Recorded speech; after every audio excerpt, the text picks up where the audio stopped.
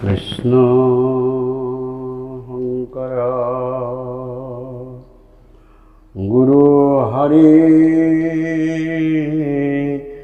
ৰাম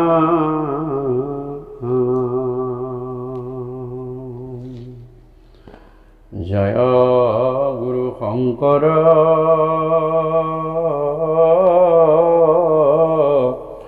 সৰ্বগুণাকৰ যাকেৰে নাহি কেও পাম তুহাৰি চৰণ ৰেণু শত কোটি বাৰে কৰো প্ৰণাম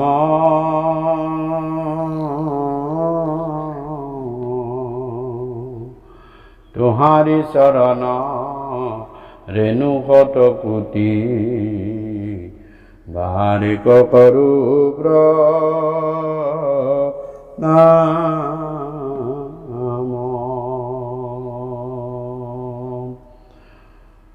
কৃষ্ণ জয় জয়তে মোৰ দুজনা গুৰুৰ দুখানি হয় চৰণ স্মৰণ কৰি সেৱন কৰি বন্দন কৰি আজি পবিত্ৰ বাৰ পবিত্ৰ ক্ষণৰ পৰা আমি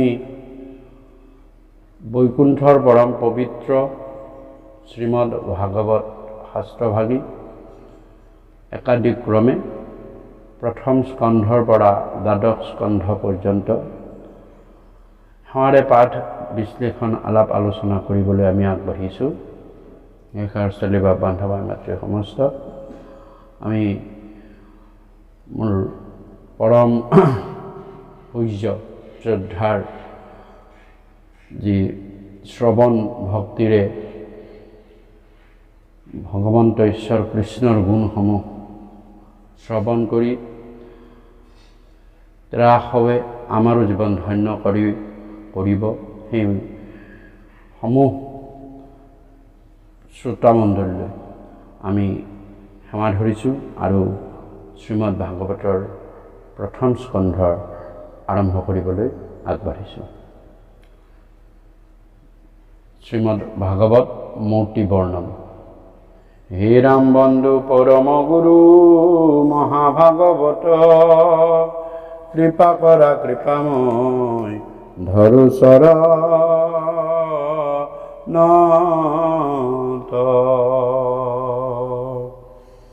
প্ৰথম দ্বিতীয় স্কন্ধে চৰণ দুটয় তৃতীয় চতুৰ্থে জানা হুৱে উৰুদয়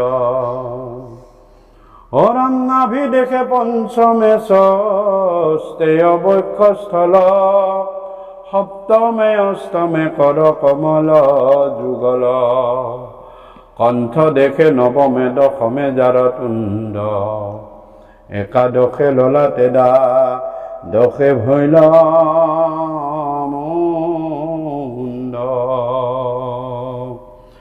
হেন ভাগৱতৰ মূৰ্তি মনোহৰ তমাল সদৃশ বৰ্ণ শ্যাম কলেবৰ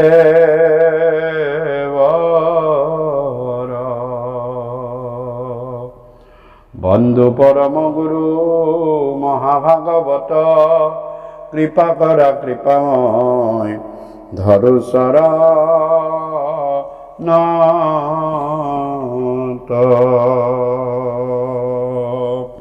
কৃষ্ণ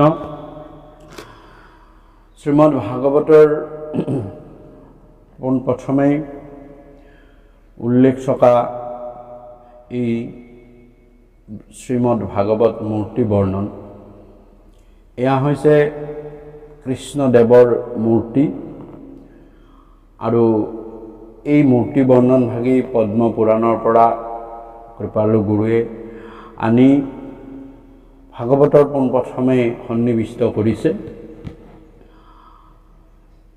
মোৰ কৃপালু গুৰুৱে এই শ্ৰীমদ ভাগৱত যিটো সাক্ষাতে প্ৰভু ভগৱন্তৰ বাংময় স্বৰূপ মূৰ্তি ইয়াতো আমি চাৰিটা পৰ্যায়ত পাঠ বিশ্লেষণ বা আলাপ আলোচনা কৰাৰ এটা যি নিয়ম আছে সেই নিয়ম অনুযায়ী আমি পাঠ কৰোঁ। ইয়াত কোনোৱে যদি কৰোৱা নাই, সেইটো আমি ভুল বা অপৰাধ বুলি নধৰোঁ। আমাৰ যিহেতু গুৰু, দেৱ বা দেৱ, নাম আৰু ভকত, এই চাৰিটা পৰ্যায়ত আছে আৰু তাৰ পূৰ্ণতা প্ৰাপ্তৰ পিছতহে পৰমেশ্বৰ পৰম পুৰুষ প্ৰভু ভগৱন্তৰ কৃপাৰ পাত্ৰ হ'ব পৰা যায়। সেই অনুযায়ী আমি পোনপ্ৰথমে গুৰু বন্দনা আৰু তাৰ পিছতে শ্ৰীমদ ভাগৱতৰ কৃষ্ণদেৱৰ যি বাংময়স্বৰূপ মূৰ্তি, এই দেৱ বন্দনা আমি ভাগৱত পাঠত কৰোঁ বা কৰা হয়, বিভিন্ন ঠাইত কৰি আহিছোঁ।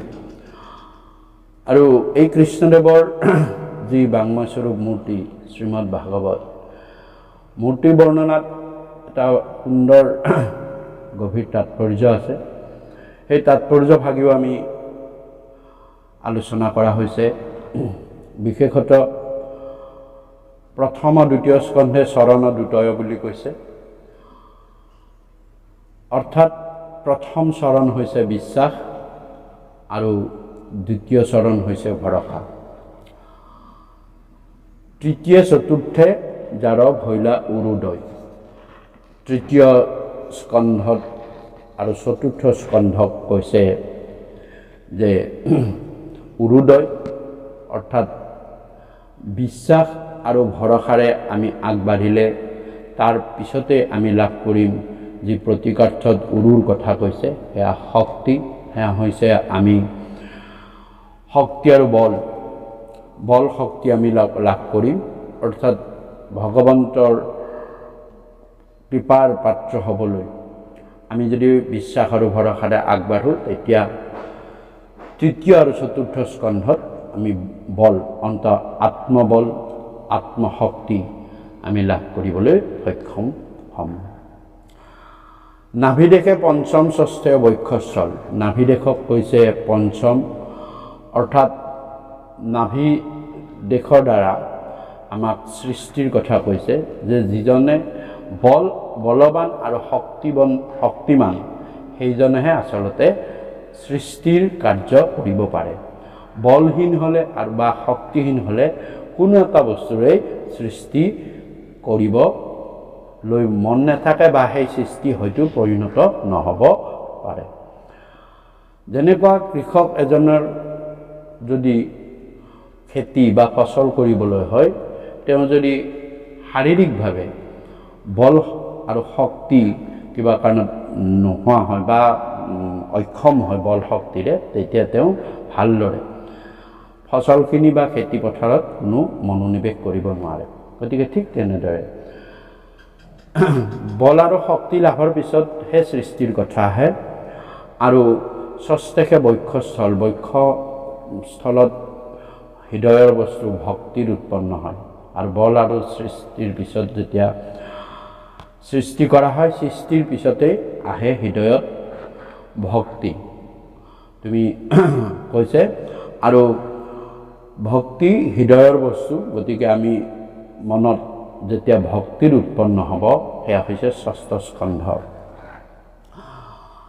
সপ্তমে অষ্টমে কমল যুগল।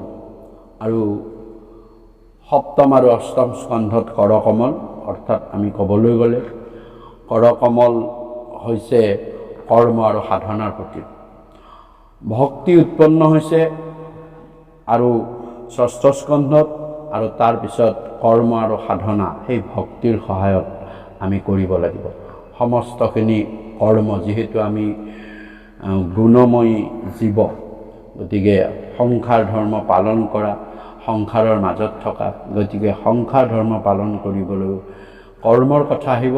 কিন্তু হৃদয়ত উৎপন্ন হোৱা ভক্তিৰ দ্বাৰা সেই কৰ্মৰ লগত ভক্তিক সংযোগ কৰিলে বা সাধনাৰ লগত ভক্তিক সংযোগ কৰিলে, তেতিয়া সেই কৈছে যে সপ্তমে অষ্টমে কমল যুগল। যি আমি কৰ্ম কৰোঁ আমাৰ কৰ্মেন্দ্ৰিয়ৰ দ্বাৰা, সেই কৰ্মবিলাকতো আমি ভক্তি সম্বলিত কৰিব লাগিব আৰু সেই কৰ্ম সাধনাবিলাকতো আমি ভক্তি সম্বলিত কৰিব লাগিব। আৰু কণ্ঠ দেখে নৱম, এইখিনি কৰাৰ পাছত সেই ভক্তিৰ উদয় হ'বলৈ যি মাধ্যম, সেয়া হৈছে কণ্ঠদেশ নৱম অধ্যায় কণ্ঠদেশ মানে হৈছে আমাৰ যিটো কণ্ঠ বা ডিঙি, এইটো থকাৰ কাৰণেহে আমি মুখেৰে কথা ক'বলৈ পাৰিছোঁ। অৰ্থাৎ কণ্ঠদেশটো হৈছে মাধ্যম। নৱম স্কন্ধটো ভাগৱতৰ কণ্ঠদেশ, আৰু ইয়াৰ দ্বাৰা ভক্তিক আমি প্ৰকাশ কৰিবলৈ প্ৰস্তুতি কৰিব পাৰোঁ। অৰ্থাৎ কণ্ঠ নহ'লে আমাৰ স্বৰ বা কোনো ধৰণৰ মাত বা কোনো ধৰণৰ শব্দ যেনেদৰে নহ'ব, ঠিক তেনেদৰে নৱম স্কন্ধটো কণ্ঠদেশ বুলি কৈছে। আৰু দশমে যাৰ তুণ্ড, দশমত তুণ্ড বুলি কৈছে। তুণ্ড শব্দটোৰ অৰ্থ হৈছে মুখমণ্ডল, আৰু মুখমণ্ডলত বিশেষকৈ 4টা বস্তুৰ প্ৰাধান্যতা পোৱা যায়। সেইকাৰণে আমি 4 তত্ত্ব আমি দশম স্কন্ধত পোৱা যাওঁ। সেই দশম স্কন্ধত পোৱা 4টা তত্ত্ব হৈছে শ্ৰৱণ তত্ত্ব, কীৰ্তন তত্ত্ব, আৰু হৈছে দৰ্শন তত্ত্ব, আৰু হৈছে ৰস তত্ত্ব, ৰসিকা ৰস। অৰ্থাৎ এই 4টা বস্তু, দৰ্শন তত্ত্বৰ কাৰণে চকুজুৰি, আৰু কৰ্ণ শ্ৰৱণৰ কাৰণে কৰ্ণেন্দ্ৰিয়, আৰু আমাৰ যি জিভা ৰস, আমি জিভা যি আমি ৰসিকা বুলি কওঁ, সেই ৰসিকা হৈছে জিভা, আৰু সেইকাৰণে ৰসিকা। আৰু কীৰ্তন তত্ত্ব অৰ্থাৎ মুখখন। এই 4টা তত্ত্ব আমাৰ মুখমণ্ডলত লাগি আছে, আৰু সেইকাৰণে এই দশম স্কন্ধক 4 তত্ত্ব অৰ্থাৎ গুৰু, দেৱ, নাম, ভকত তত্ত্বৰেও দশম স্কন্ধক আমি ল'ব পাৰোঁ। আৰু এই তত্ত্ব বিশেষকৈ থকা কাৰণেই মহাপুৰুষ কৃপালু গুৰুজনাই ভাগৱতৰ দশম স্কন্ধটো সুকীয়াকৈ তেওঁ বৰ্ণনা কৰিছিলে। আমি দশম আকাৰেও যি গুৰুজনাৰ থাকিবৰ থান, যে কীৰ্তন দশম মোৰ মূৰ্তিৰ সমান বুলি কৈছে, গতিকে তাত দশম স্কন্ধটো সন্নিৱিষ্ট কৰিছে। আৰু একাদশে ললাট মানে কপাল, এই ললাট হৈছে একাদশ স্কন্ধ। আৰু এই একাদশ স্কন্ধ যদি আমি গৃহাৰ্থকে চাবলৈ চাওঁ, সেয়া হৈছে কপালত ভাগ্য। অৰ্থাৎ সেই একাদশ স্কন্ধতেই মহাৰাজ পৰীক্ষিতৰ ভাগ্যত যি আছিলে, অৰ্থাৎ তেওঁৰ ক'ব গ'লে অকালতে মৃত্যু ঘটাৰ যি ঘটনাবাৰাজি, সেই একাদশ স্কন্ধত খুব সুন্দৰভাৱে বৰ্ণনা কৰিছে। আৰু দ্বাদশে ভৈৰৱমুণ্ড, আৰু সমস্তখিনিৰ সাৰ মৰ্ম, সাৰ কথা, জ্ঞান কথা, ৰহস্য কথা, তত্ত্ব কথা, গোটেইখিনি নি দ্বাদশ স্কন্ধত অৰ্থাৎ মুণ্ডত, অৰ্থাৎ আমাৰ মস্তিষ্কত গোটেইখিনি ৰাখিছে। এনেকুৱা এটা সুন্দৰ ভাগৱত মূৰ্তি, অতি মনোহৰ, আৰু ইয়াৰ বৰ্ণ অৰ্থাৎ ৰং হৈছে তমাল সদৃশ। তমাল মানে হৈছে নীল বৰণৰ তালগছ। এই নীল বৰণৰ তালগছ নীলা হোৱাৰ অৰ্থটো হ'ল যি বস্তু অসীম অনন্ত, সেই বস্তু নীলা হয়।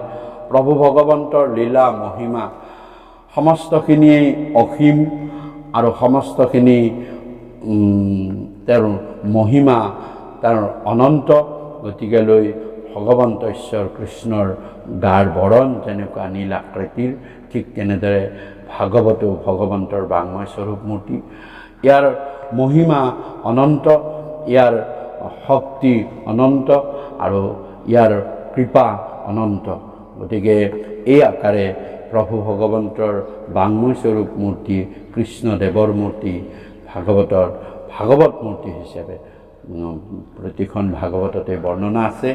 আৰু আমি এই মান্যতাৰে শ্ৰীমদ ভাগৱতৰ মূৰ্তি বৰ্ণনা অৰ্থাৎ কৃষ্ণদেৱৰ বৰ্ণনা আমি প্ৰতিটো ভাগৱতৰ অনুষ্ঠানতে আমি পাঠ বিশ্লেষণ আলাপ আলোচনা কৰোঁ হওক।